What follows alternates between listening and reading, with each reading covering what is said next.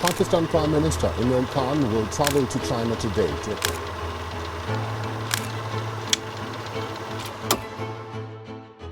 Are Chinese loans in developing countries safe?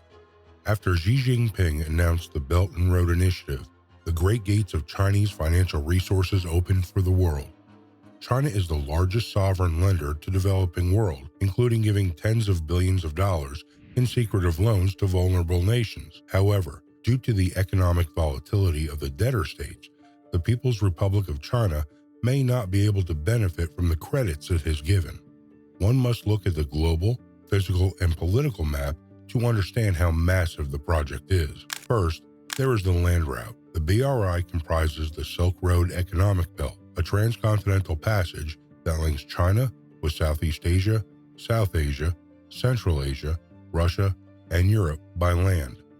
Second, there is a maritime route. The 21st Century Maritime Silk Road connects the coastal regions of the PRC with Southeast and South Asia, the South Pacific, the Middle East, and Eastern Africa, all the way to Europe. And according to American Enterprise Institute, by the end of 2021, BRI spent $838 billion on infrastructural projects around the globe.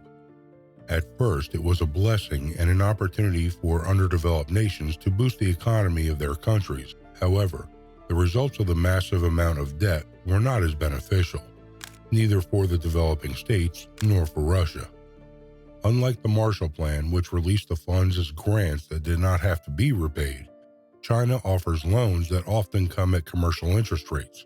It is clear that Beijing will have to make extra efforts to return the loans. The primary cause of the issue is debt crisis in Asia, Africa, and Latin America. Countries cannot pay back as their economies are struggling.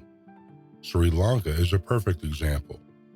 As of 2021, China accounted for 10% of Sri Lanka's $35 billion foreign debt, and Colombo asked to reschedule its huge Chinese debt burden. Moreover, the same situation is in Central Asia. Kyrgyzstan's foreign debt is over $5 billion, 42% of which is owed to Beijing. Bishkek cannot yield a commercial return on the projects financed by China.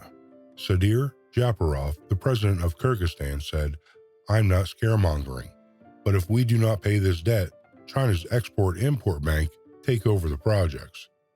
Interestingly, major financial institutions were concerned with the viability of the credits given by China. For instance, Moody and S&P Fitch calculated that countries involved in the project did not have strong economies, and the potential debt issues were high.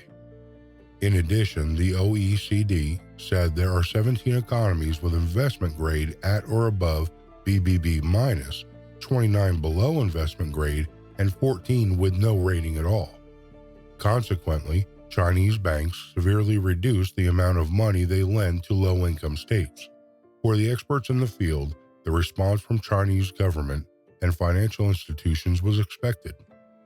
According to economists Sebastian Halm, Carmen Reinhart, and Christoph Trebesch, 60% of China's overseas loans are held by countries with significant economic problems, compared with 5% in 2010.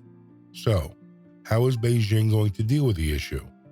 First, China will restructure and forgive some loans.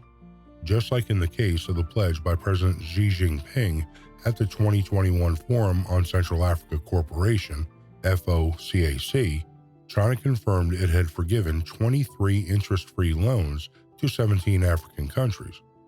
Lastly, Beijing may try to keep the borrowing countries afloat by providing emergency loans.